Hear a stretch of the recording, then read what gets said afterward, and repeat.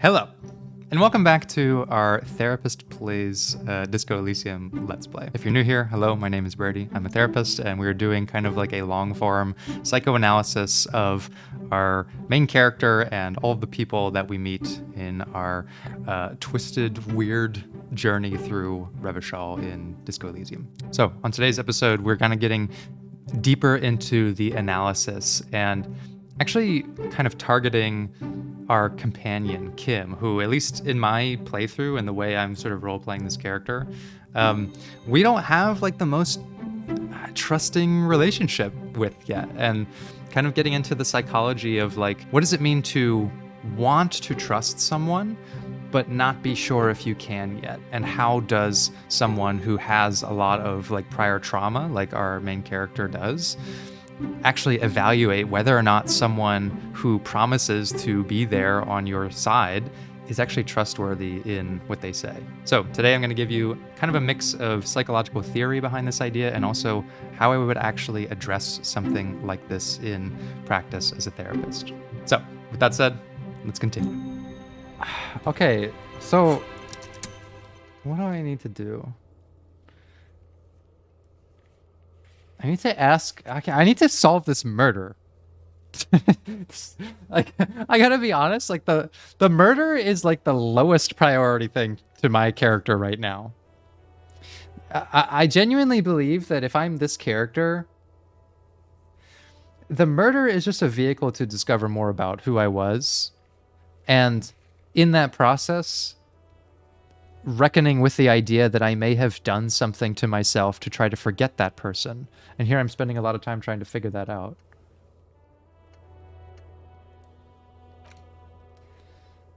I could go do... Oh, I can go do the autopsy. I have the gloves and I have the form.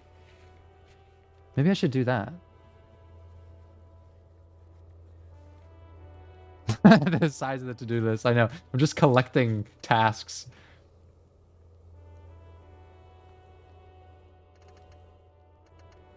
Jam mystery. I kind of want to go see the body. Let's do an autopsy real quick. I have all the ingredients I need. Let's see what happens.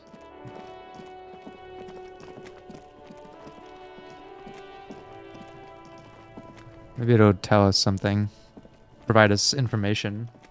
The rotting man lies on his side with his eyes looking straight through you. The belt is still around his neck.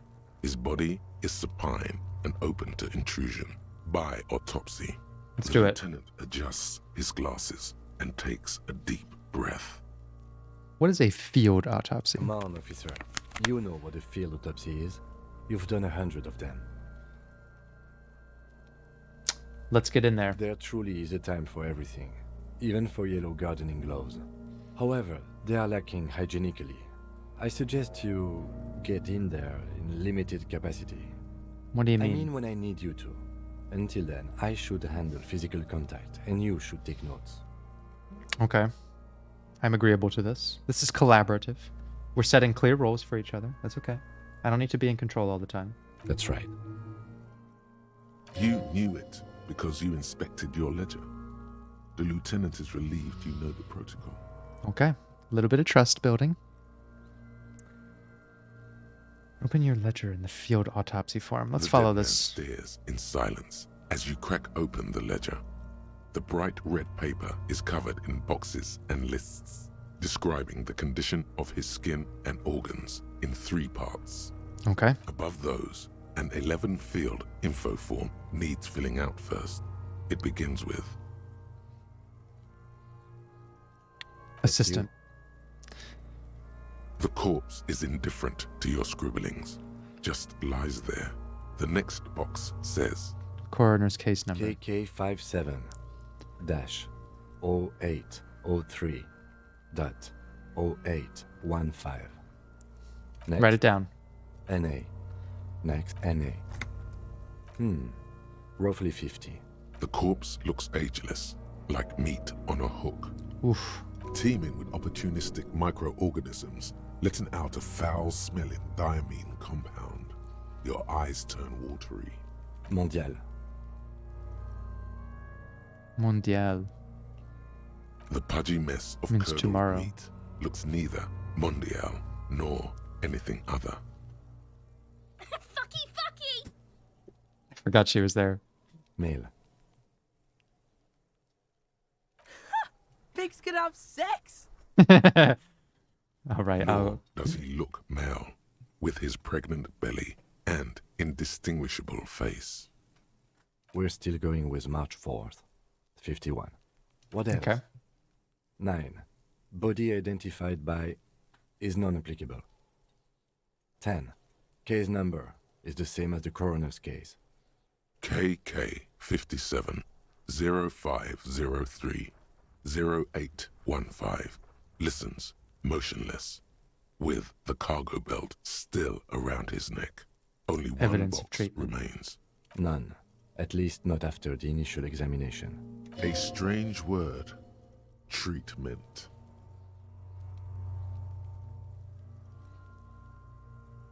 What exactly is treatment, Interfering anyways? with the body's position or wounds post-mortem.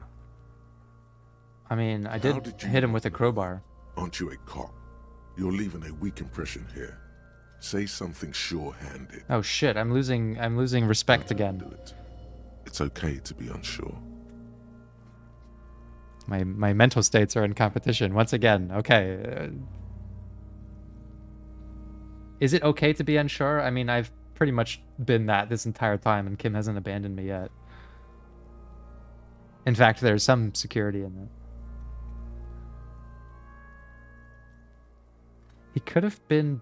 What if he was dead before they hanged him? They'd have to have incapacitated and carried him over. This man was more than a match for untrained dogwalkers. Your central nervous system recognizes this gesture. It's the stations of the breath. Ecclesiastic, religious in nature, a holdout from pre-DeLorean burial rites. It takes him 2 seconds to perform. Then, somewhere in Jamrock North, a small wood shed behind Rosencrantz Row, Lieutenant Nick Feuerbach puts his hand to the chest of a small corpse, no larger than a monkey. It's raining outside, light drizzle. There is darkness in the shed. Elsewhere yet, an obese female sits in a wicker chair, her silhouette bull-like against the window. Outside, Grand Coudon. The day is turning dim for Sergeant Mac Dawson. Hand extended, he approaches to make sure she is dead more than anything else. This game has such a way of painting a picture. It's gorgeous. The building is tall, 7 stories, wind-wrapped in solitude. Most of the apartments are unoccupied. This was a suicide. The other, an accident. The small one. And so, all across Jamrock, Coal City, GRIH, 42 deceased persons found today. 42 stations of breath. God damn. We should start the post-mortem. The corpse cannot feel Kim's hand on his chest. It no longer meaningfully interacts with its surroundings. A thicket of boxes and lists on red copier paper tries to answer why. External examination summary. Let's do that. Clothes. The deceased wears armored boots and white briefs. The make of the briefs is Babrodine, I think. Let's see. See, it's happening. Babrodine, yes. Inexpensive. Size M. Color white. The disappointment is palpable. The red-haired thing was expecting something. The boots are ceramic. Vitreous enamel. They are fused to his skin from blood flowing downward post-mortem. Removal of the boots is left for processing. I still want them. Patience. After the autopsy, before the body is taken away, there will be a window of opportunity. After the lieutenant has gone to sleep. I hope this has helped you, my liege. My liege. I like drama. Drama is putting me in a position of authority. Tattoos. The upper torso is covered in a single continuous tattoo, resembling a national pattern. It reaches from the right shoulder to the heart. The ink is blue and white. The assistant has a color photograph of the markings, to be added to the case files as document A1.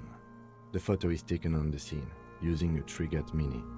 The deceased has a cargo lashing belt around his neck, tied with a hangman's knot. Color yellow. Length 3 meters. There is a buckle on the other end. Well-nourished, athletically built, measuring 1.8 meters. Generally consistent with age, about 50. Preservation is good. Ambient temperature below freezing. So if I'm imagining, like, psychodynamically, what is my character thinking as he watches Kim do this, right? I'm developing a framework for what an effective cop looks like, and I am very quickly realizing that it's not me. Like, my character is stupid. Look at, like, how my intellect measures up. Like, there's no way I would be able to deduce any of that stuff. And so a character in this position may start feeling like both feelings of inferiority, but also dependence on Kim. Right? I'm going to start feeling like, okay, well, there's a part of me that trusts that as long as I'm with Kim, I don't need to learn these things. So there is some security and uncertainty. But at the same time, I would also feel like kind of like empty of critical thought with Kim not around. Body hair is light brown. Distribution is consistent with age. The deceased had male pattern baldness. Hair is combed back, short. Let's just write it Humidity down. is consistent with hanging. The head is congested. Contusions are present on the head, chest, and thighs. Consistent with stones thrown post-mortem. Low velocity. Fucking low velocity. You think Kuno doesn't know what you're talking about? Velocity was fucking max. Talking shit about Kuno's velocity. In addition, there are bite marks on the face, scalp, and chest. Consistent with predation. Write it down, but amend for high velocity. It's all for Kuno. Well, I'll find another way to please Kuno. Get your mark. Small folding knife. With the other hand pulling on the belt, he starts cutting into the polyester. The stench is horrid. After a while, it's obvious the material cannot be Still cut. wiring. There's too much of it. We need to remove the belt so we can get to the ligature mark. You got just the right tool for that. Aw, yeah. I'm prepared. The hanged man lets out a joyous little bubble of rot from his nose. Always good to think ahead. Now, Look at all this shit. I just collected all this shit, and I'm fully assembled the kit that I need to solve this crime. Let's go. we need to cut the belt to see the ligature mark below. Carefully, with as much precision as you can. See, my pig is gonna fuck his head off. No, he ain't. Your pig's a boring fuck. Hey, I could submit to the Kuno this time. Ooh. Let's look for a good spot first. The belt is equally tight around the whole circumference of his neck, swelling over the edges like white bread rising from the east. Okay. I mean, what do I lose if I say this? I might as well gain some ground with Kuno while I'm here. You are? This pig is Kuno's. Yeah. Being Kuno's pig has a steadying effect on your hand. Yes! Go with the flow, man. Yes! Yes, I increased my chances. Let's go. Hey, look, things work out when you submit to the Kuno. Roll the fucking dice. After some deliberation, you sink Let's the go. cover into the knot. Thank you, tying Kuno. it together. You squeeze the rubber handles together, sweat forming on your brow. Snap. The knot is slashed. Another cut and the belt falls apart like a flower bouquet, revealing the dead man's neck and the dark red ligature mark around it. Here's the thing, okay? I don't have to actually believe that. All I know is that I was able to manipulate that kid into giving me a self-esteem boost. I don't have to actually believe I'm his pig. The rope rises to a point, leaving a gap in the ligature mark. The suspension point is in the back of the neck. as it ought to. This is where its grip on the curdled meat is gentlest, pulling up. Hemorrhaging is observed on the skin, above and below the ligature mark. The mark is well pronounced, consistent with a drop from 1 or 1.5 meters. Write it Chest is down. intact. Normal contour. Abdomen is protuberant. Pelvis intact. Genitalia. No! It's gonna happen, see! Kuno. Fucking knew it! This is clearly what they've been waiting for, ever since the autopsy began. The lieutenant is trying to make it as boring as possible. And look, Kim is going to miss out on his Kuno bonus, okay? You need to hype these kids up. It will steady your hand. Genitalia is male and unremarkable. No evidence of injury. Let's get an inspection on them ourselves. The dead man's penis is average-sized, congested from the downward collection of blood. The testicles are uneven in length, hanging underneath. The genitalia is greenish. Marbling is present around the crotch. It's way more descriptive than I needed. You should touch it.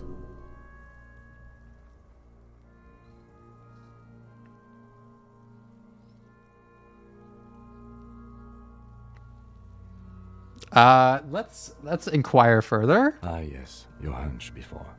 We can have a semen analysis requested from processing, if that's what you meant. I was trying to get a psychic read. Yeah, let's No, do you that. weren't, officer. That would be preposterous.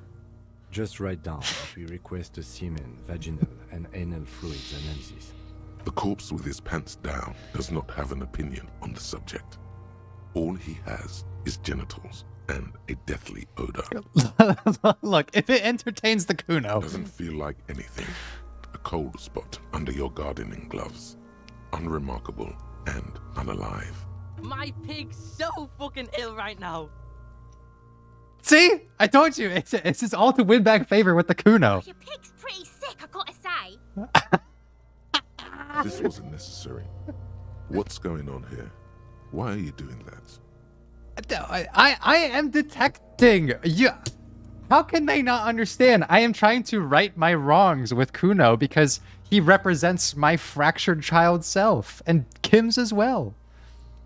Okay? Kuno is the most important character in this whole fucking game so far. Like, he represents the outcome of this society. Like, you want to talk about politics? You want to talk about the economy? You want to talk about mental health? Okay, well, we could talk in circles about the abstract connection between these things, but the result of all of these things being broken is right here in front of us, okay? It's a child born in this world, and the kinds of things that he has to deal with, and the worldview that he has, like, he is the culmination of this entire society, and the way that people coalesce around ideas. Like, Kuno represents everything, okay? What am I doing if I'm not trying to help him in some small way? The lieutenant is unaware of what's happening in your head and why you're touching it. He merely expects you to write down his notes on the man's genitalia so you can move on. Write it down. Back is symmetrical and intact. Upper and lower extremities are intact, but asymmetrical. There are all combat injuries on the right hand, thigh, and hip. All roads lead to Kuno, okay? If we're going to do anything productive in this playthrough, we're going to heal Kuno. Thus, we will heal ourselves. Bullets have bitten little pieces out of him. It must have been excruciating, especially the hip.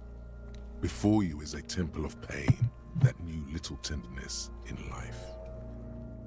In addition, I see smaller, residual scars, too numerous to count, covering about 30% of his skin. Should I interpret that? We have a real museum here. Of battles, wars. Yeah, well, how would I know that if I didn't make some physical contact of my own? Last item, hands. Hands, you say? Let's pick up that hand. His flesh is cold, icy. Pleased to meet you. Where are you from and what's your name? My name is Raphael Ambrosia Coteau. I'm only fucking with you. I know where you're from. From Cappadocia. And your name is Il Kobo. What can I do you for? Il Corbeau de Cappadocia. Are you a temple of pain and a stranger to tenderness? God damn. We've met before. I've touched your genitals. You get me, Kobo. I feel like you were once for tenderness and kisses yourself, but then shit went south and now you're ahead of even me on the pain front. Yep, We should do this more often. Be close like this, I mean. I agree. Hands are clean. No sign of injury from struggling. Were we expecting was. any? Maybe I'm just not seeing them. Honestly, the stench is making it hard for me to think at the moment. Jot that down. Ooh. That's all for the external. Well done. What next? Okay. External examination complete. Let's do an internal examination. Central nervous system. I have nothing. Do you have anything on this man's central nervous system?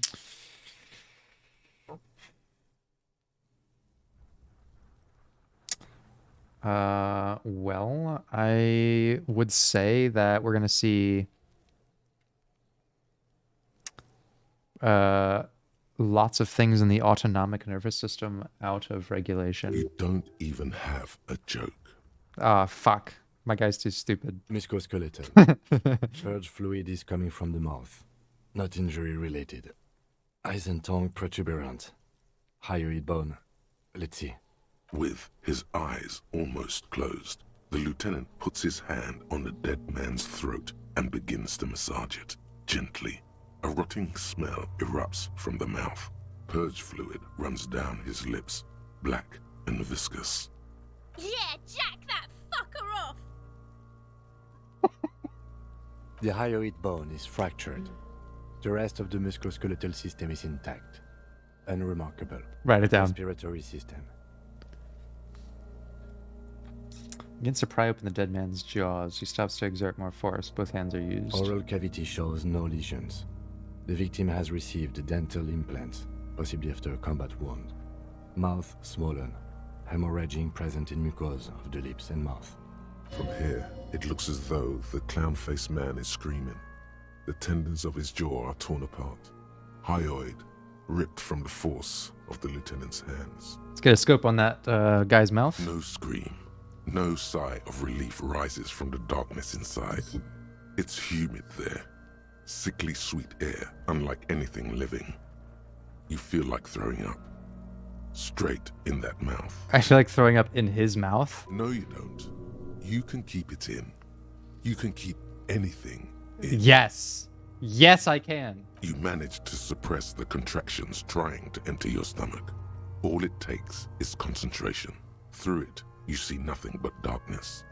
More meat and darkness. There are ancient mysteries down there, Kobo. Ask me later. Okay. Hemorrhaging present in mucus. Write it down. Hepatobiliary. NA. Ah. Are you a hepatobiliary expert? No. Neither am I. That's it. Same for toxicology and serology. NA. All right. Cardiovascular. The body exhibits lividity in the lower extremities, feet, hands, and neck. Visually consistent with the hanging. Write it down. Gastrointestinal. Digested semi-solid food in stomach. Voila. Let's keep the voila. What's next on the list? Description of injuries. We have bite marks, contusions on the head and chest, and a ligature mark encircling the neck. You'll need 3 fields. Leave a 4th one too. All right, let's check out those bite marks. Head, chest, and scalp bite mark injuries. Predation by birds has caused damage to the body. Odontologist does not need to be consulted. And Write it down. Your opinion, officer? Ooh, he's asking me my opinion. Okay, Kim. Giving me control back here. Fatal injury by seagulls? Okay, it's not a Yes, fatal injury then. it's- That's right. What's next? Okay, I failed that. So, the scalp bleeds from a post-mortem head injury, a stone. The injury does not have the rim of an early inflammatory response. The perpetrator on the scene has confessed to causing it post-mortem. That's a lot of writing for my guy to do. Has confessed to causing it at maximum velocity. Look at that! Even Kim is getting on board with the Kuno. Look, if you make Kuno happy, things work out. Coagulated blood sticks to his scalp and chest, where the countless stones have hit the dead man. Beneath, the description of injury. 2 boxes. Non-fatal. Right. Next. Ligature mark. Oh, what's the 4th Nothing. for? Just in case. Okay. Dark red abraded ligature mark encircling the neck, with a gap on the nape measuring, let's say, 7 centimeters. The hyoid bone is fractured, the cervical column intact. I see hemorrhaging on the skin, above and below the ligature mark. Depth of the mark, 1 centimeter. No signs of clawing on the neck. What was that? Some sort of breakthrough? What was that? On this? Breakthrough imminent. Do I need to do anything for this? I guess not. We'll just wait. Below the note, 2 customary boxes wait to be ticked. The man's head jerks to the side. The ring around his neck is visible. That's it. We have established cause of death. It's not much, and it leaves much to be questioned. But it's a start. Let's wrap this up. I pronounce this field autopsy over. Okay. Let's do a debrief. Let's ask him how it went. Well, we established probable cause of death. Some would say that's the goal of an autopsy. We requested a test to be run on the genitals. That was the règle. The results should arrive in a couple of weeks if we are lucky. I will not hold my breath. We were thorough with the list of injuries too. We described them all in detail. What is there to say?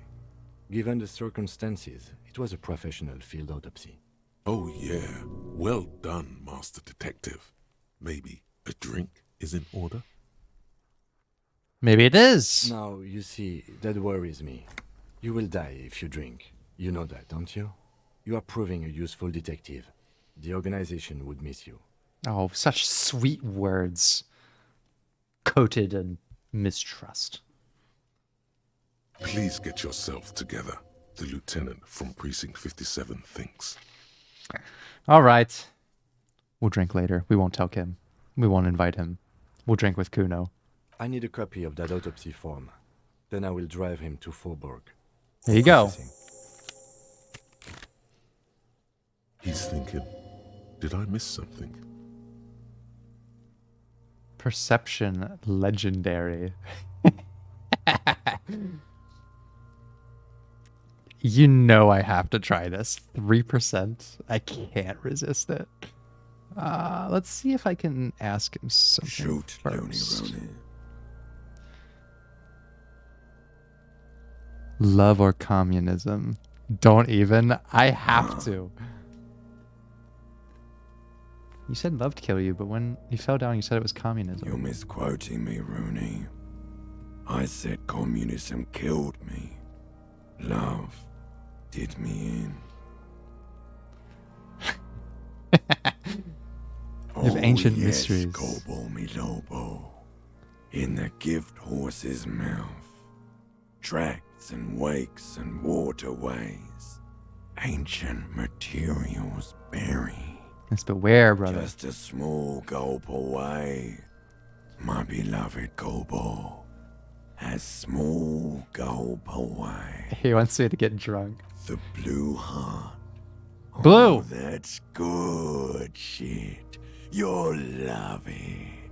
Just press down and fuck it open like you always do. Oh my god. Fuck it hard. Gopo the clown. He means force. It'll work. Okay. Come back later, Gopo. Amuse yourself with my frank manners and my memento mori features. If possible, also, see me in your dreams. This is a perception check. Okay, perception has historically not gone very well for me. Where's perception?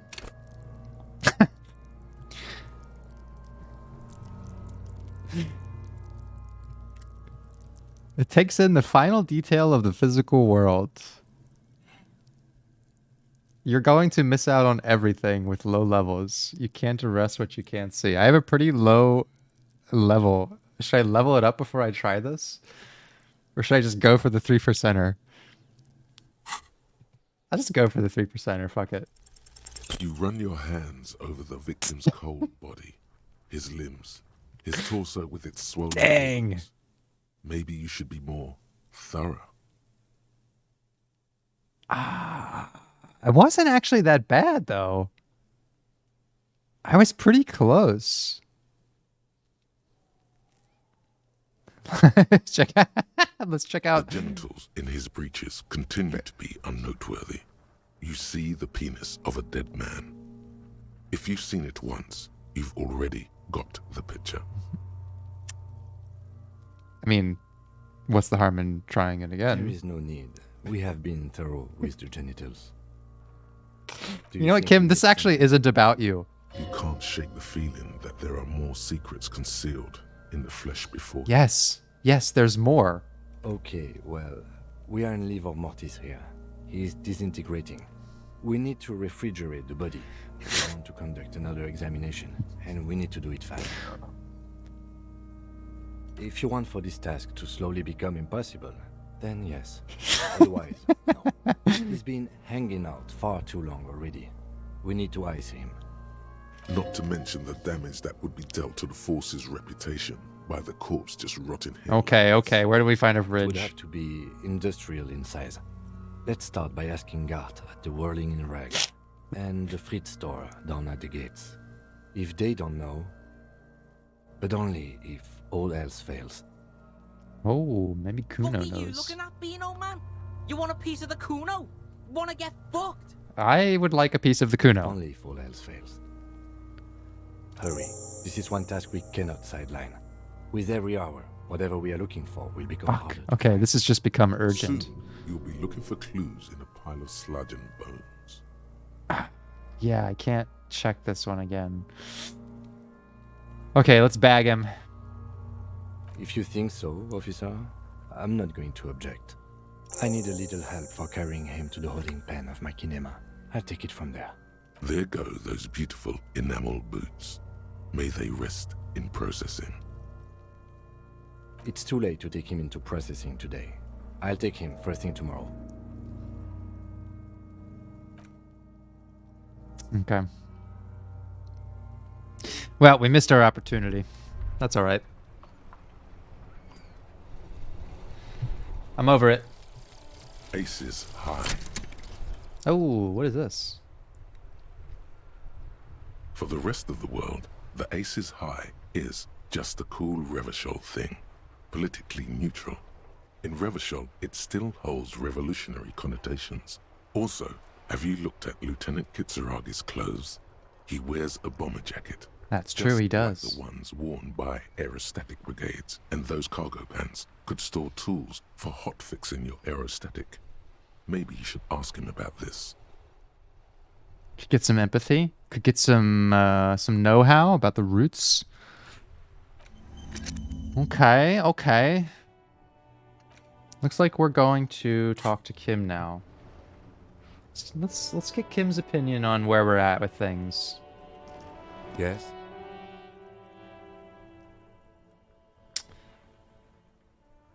I want to talk about you. So this is where my original thought is probably going to come into play, right? Like I've talked about how it's hard to trust people when you are like someone who has historically not been cared for, looked after, or sympathized with, right?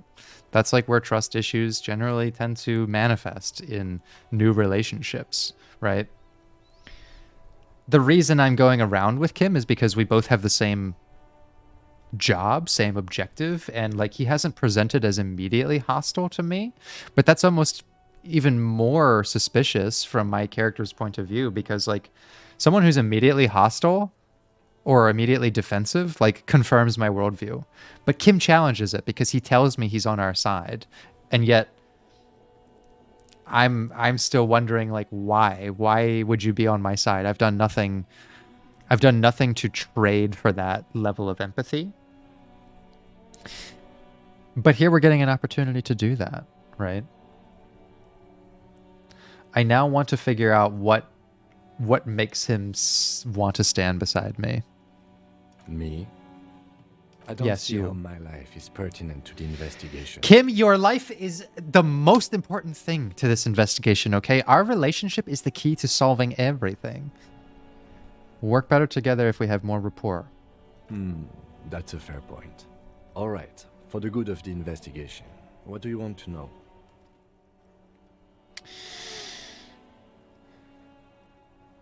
You don't look like other people around here.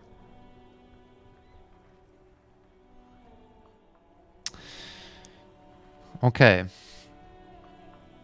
I think there's something else I want to explain before I continue with this dialogue. Let me pull up my whiteboard here. So I'm gonna give you a bit of an insight about what the therapeutic line of questioning often looks like, and why the kind of dialogue that I'm going to have with Kim going forward is probably going to be really important. So, like, in the process of therapy, right, we can imagine a therapy session looking something like this, let's say. Okay. And if this is over time, and this is like the amount of anxiety that someone has, this is going to look pretty different person to person.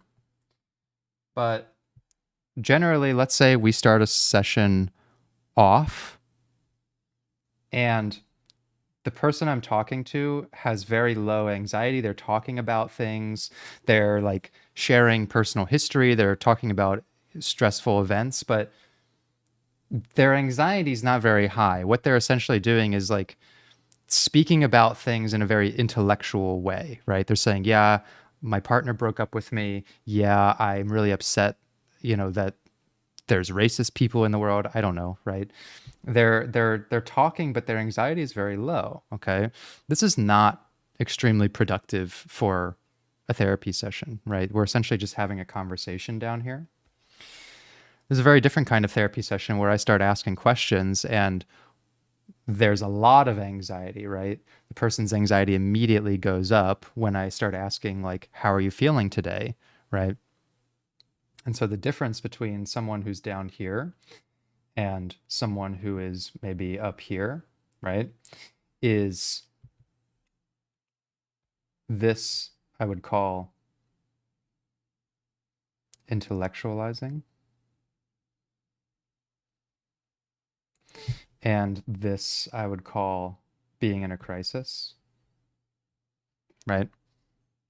And so we have two very different like experiences, and sometimes, the level of anxiety can kind of fluctuate throughout a session. But the most beneficial psychological work tends to happen in a space somewhere in the midst of being in a crisis and intellectualizing, right? And this is a space that I'm going to call like the psychological work zone. Okay.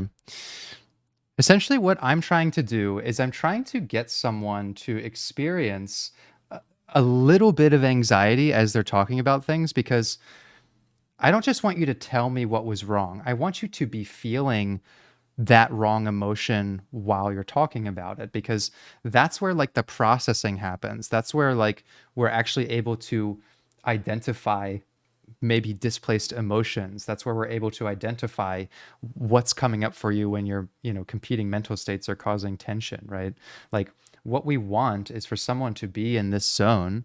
And so sometimes that does actually mean, like, if I'm talking to someone and they're just telling me they're fine and they're doing okay and whatever, you're bored, I'm bored. What I'm actually going to try to do is provoke you a little bit, right?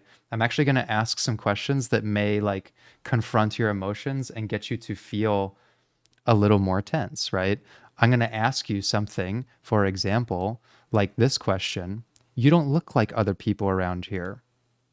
I'm trying to get him to get in touch with some of that resentment that we very rarely see from him, but we see when he talks to the racist lorry driver, right? So I'm going to try to provoke his anxiety this way.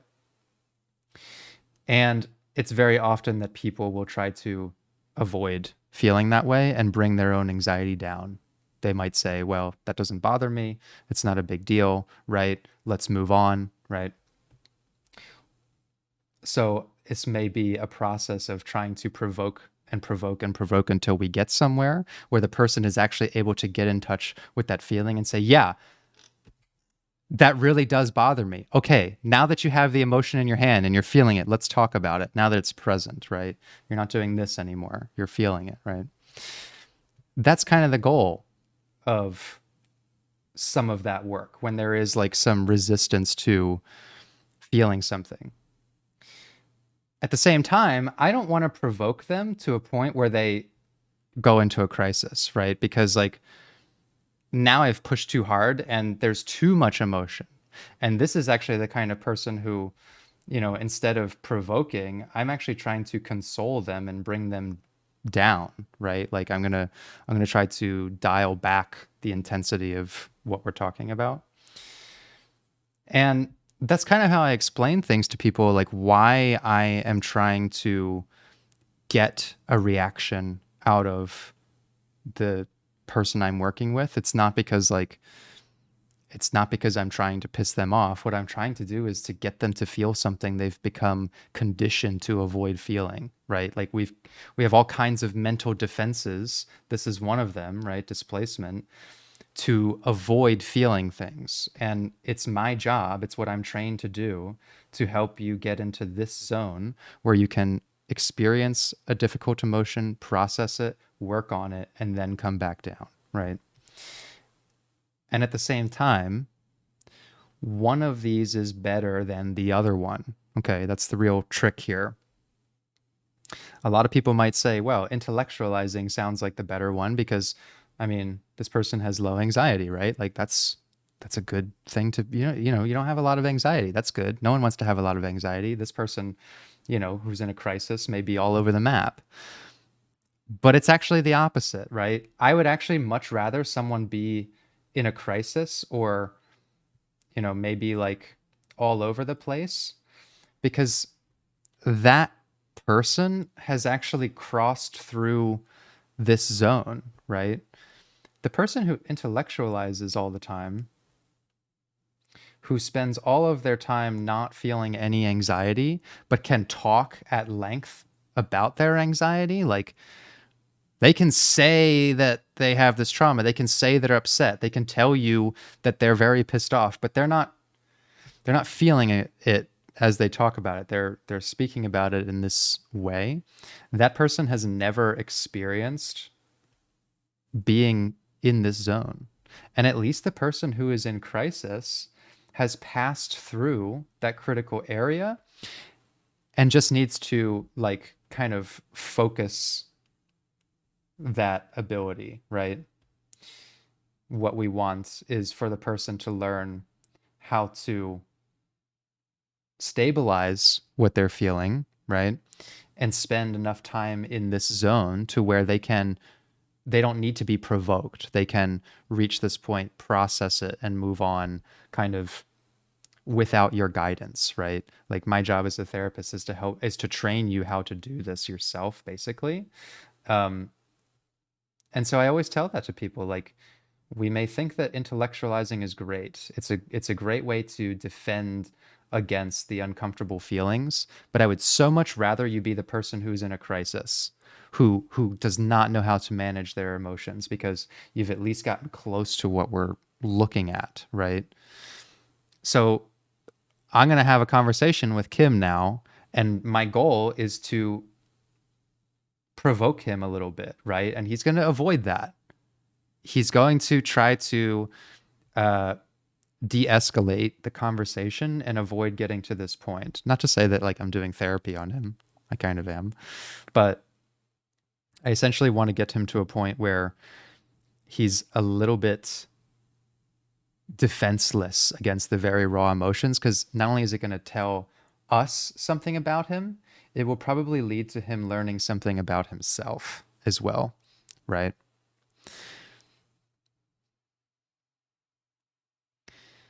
You'll meet some characters you can't provoke. They have high defense. Well, I don't expect the lead detective to have the skills to do this with everyone, right? Like, I think that only now, as we learn something about Kim, can we even start this process, right?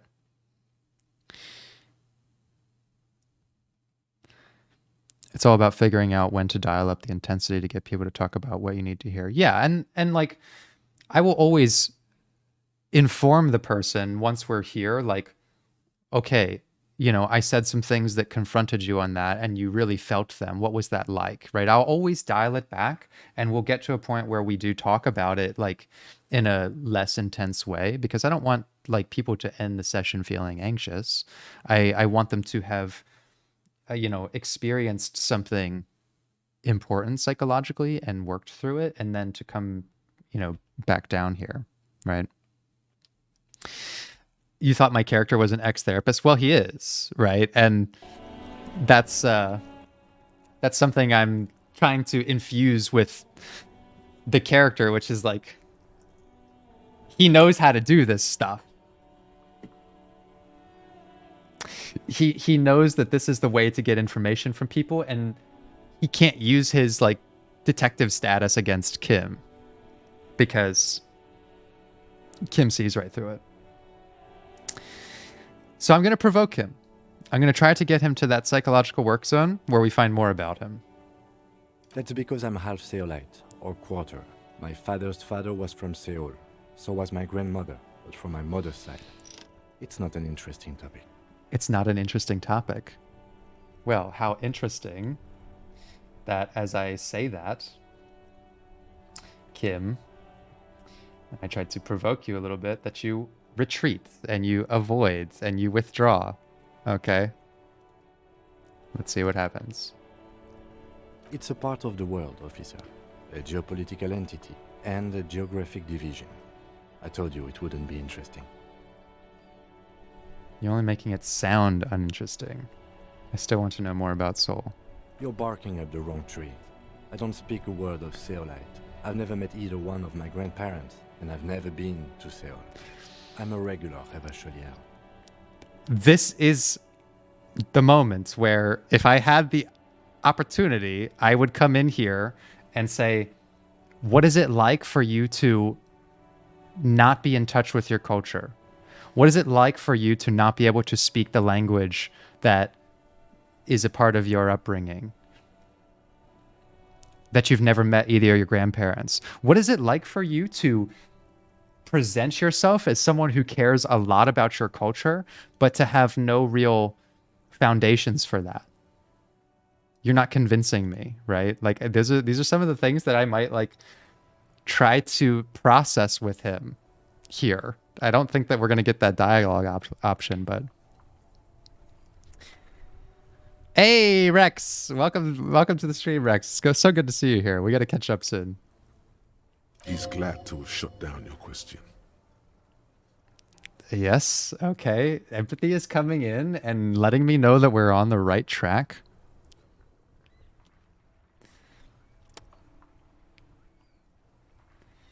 So where I think he's at right now is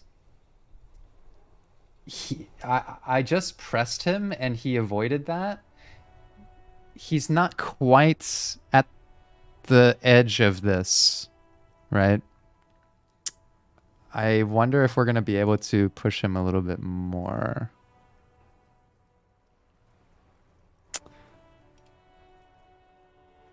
Oh, it does say I've never been to Seoul, and he seems almost proud of these things. Well, I think it's a false sense of pride. It's his way of avoiding that, right? Because like look how direct he gets with me when he says you're barking up the wrong tree, and he says it's a part of the world, officer. Like we tend to add that ending on a statement like it is what it is, Brady. Like we state someone's name when we are trying to make it clear to them and we're frustrated. So like I think that he says I'm a regular revocholier is his way of avoiding the fact that he actually does care about that he's not informed about his own culture, or that he's not as connected.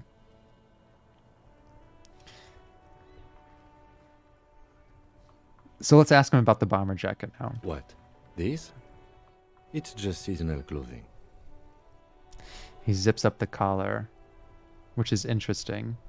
In his body language, I would see that that's also like, he doesn't like that I'm observing this. He doesn't like the idea that I have seen something about him that most people don't. Where is this going? Again, avoidance, right? Not acknowledging my question, but trying as hard as he can to keep this as like unemotional and uninsightful as possible.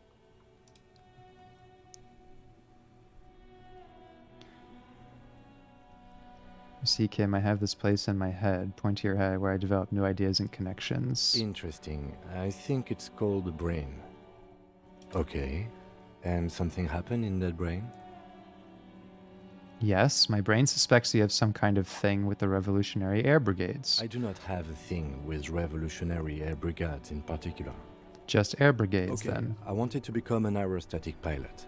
Then I turned 10 and realized we no longer have an air force. Okay. Again, I would ask him here at this point, as he's a little bit closer, he's feeling a little bit anxious, or he has the potential to get to the point where he's like,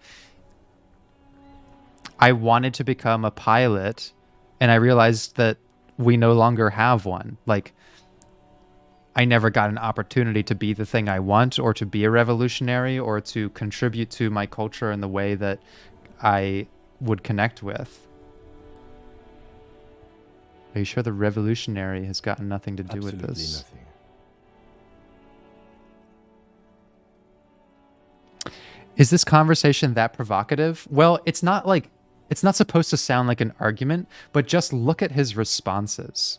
Look at how avoidant they are. Look at how short his responses are, and questioning of why I'm asking this. And he's trying to keep it mundane, right? Like he's shooting down my question. These are all signs of avoidance. Avoidance of like digging deeper into something. Good. He glances impatiently at his electrostatic wristwatch. See, look, anxiety's going up. Tell me a secret about yourself. He does not like to get personal, no. No. I'm going to ask again. Your brain sends the signal to your lips, but they refuse the order. Something is paralyzing them. You're pretty sure it has something to do with the lieutenant's eyebrow. The eyebrow is exercising psionic control over you. Okay, so we're getting a little anxious in our own line of questioning. What's happening to me? Something the matter, detective? This doesn't work if I'm also starting to feel anxious. This guy's got authority off the charts. With just the flick of his eyebrow, he's able to make you his thrall. Look at the way my character sees people. Always organizing relationships in terms of authority. Nothing. You better hope he doesn't abuse his authority. There's a lot of it.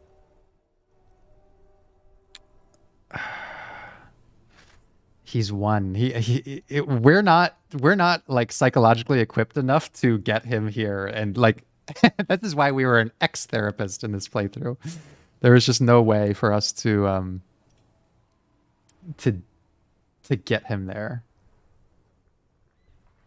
But we did learn something. We did learn something about him, and we know the signs of avoidance for him.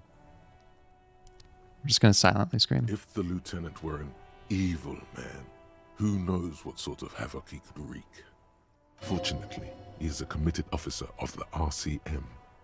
He'll only use his powers for the good of the investigation. But never to connect to another human. The lieutenant relaxes his eyebrow, and you seem to regain control of yourself. That was tense. Okay. You win this time, Kim. That's correct. That makes him a binoclard.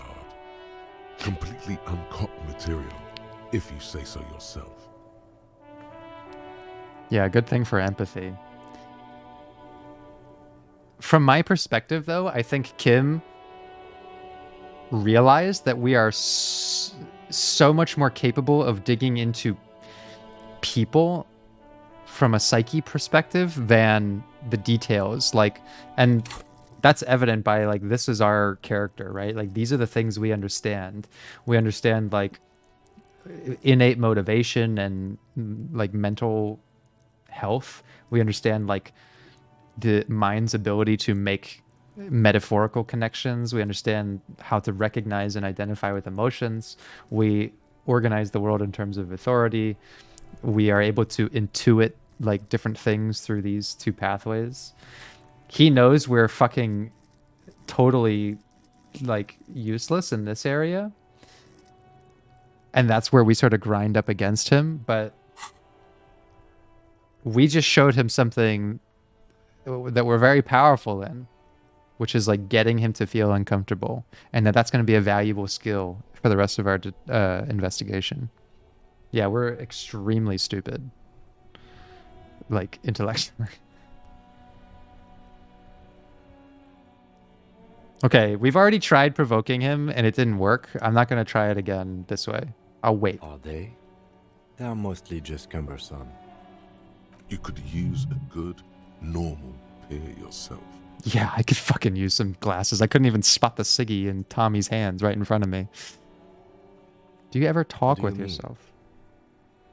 When you're thinking, do you ever have conversations I have with your no brain? idea what you're talking about.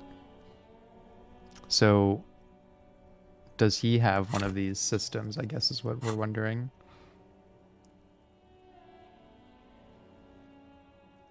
Never chimes in with advice or warnings. I can't say that it does, no. When I need to think, I just use my notebook. The lieutenant produces his small blue notebook Blue! and idly thumbs through a few Blue is for pages. mystery. That's where his conversations with himself take place. You're super Interesting. lucid, yet psychedelic. You don't need office supplies to connect to your nervous system. Yeah, that's You're right. special. I am special. Thank you. Electrochemistry. Electrochemistry makes me feel good about myself. Good. Let's change the subject. No response. He just arches his brow. Have you tried concentrating on something other than your personal affairs? There is a sudden, harsh edge to his voice, like he's tired of hearing about your personal affairs. That's because Kim is the kind of person who doesn't think that being a good detective means knowing things about yourself. Because I find him to have an extreme lack of self-insight, as evidenced by the exchange we just had. Like, I think that he puts all of his thoughts in his notebook, and he doesn't engage with, like, his own competing mental states because he's afraid of what the fuck they would tell him to do. And that there's a part of him that is just as unhinged, if not more, than we are. Not a fan. What's wrong with personal It's affairs? just the nature of lieutenancy. Is that a mask you're wearing, Kim? The RCM deploys a self-styled structure called the Decomptage as its chain of command. Every lieutenant is responsible for 2 sergeants and 8 officers. That means the average lieutenant has to deal with quite a few personal affairs. Even you know this. Yeah. Easy. Easy encyclopedia. So why are you hiding, Kim? Why are you hiding the fact that you have a personal life? Can you help me? Fine. We should get through this day first. Off hours begin at 9 p.m. If you're still having trouble then, I can give you an orientation. So what should I Try concentrate work. on? The case at hand. It can work miracles. Oh, so you pour everything into work to avoid dealing with your personal affairs. Interesting. Really? You look fine to me. I have a lot of damage. Psychodrama is unbecoming of an officer. Wait, what? You're gonna call out? You're gonna call out my psychodrama? That's my whole thing, Kim. It's all I got. Some sort of major brain damage has occurred. Then you should consider seeking medical attention. You Oh can my use the God, radio another in the quest. cinema to call your station's Lazareth. Was there anything else you wanted? You seem to be following me.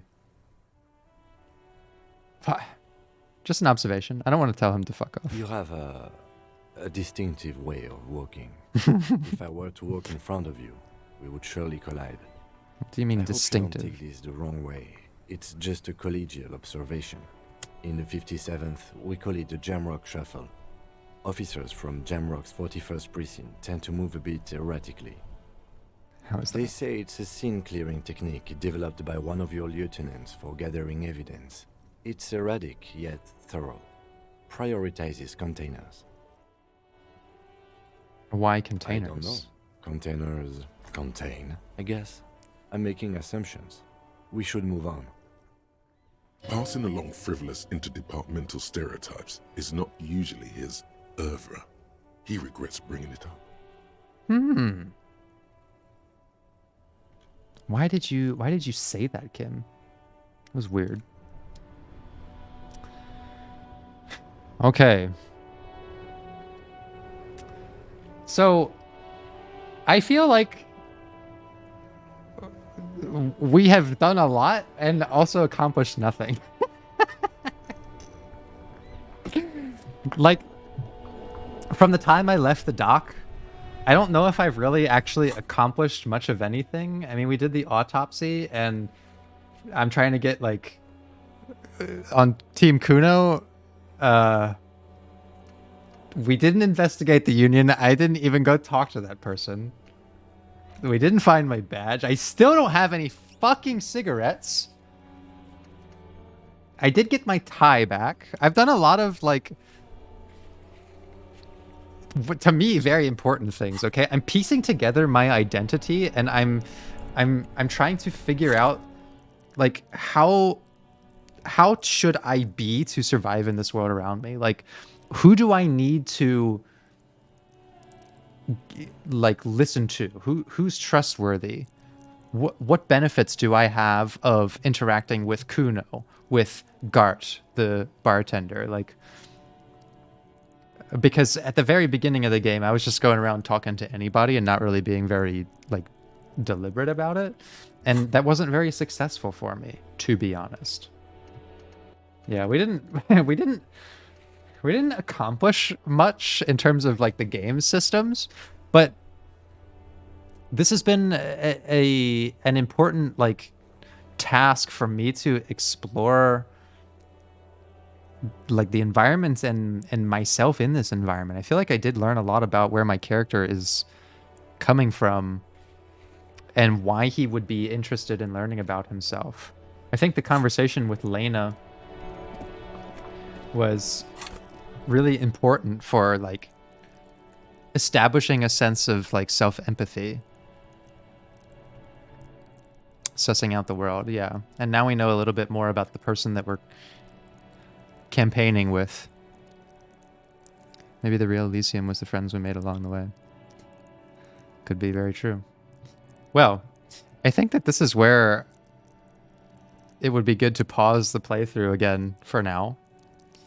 I feel like this was a good stopping point to sort of, like, reflect on what we learned.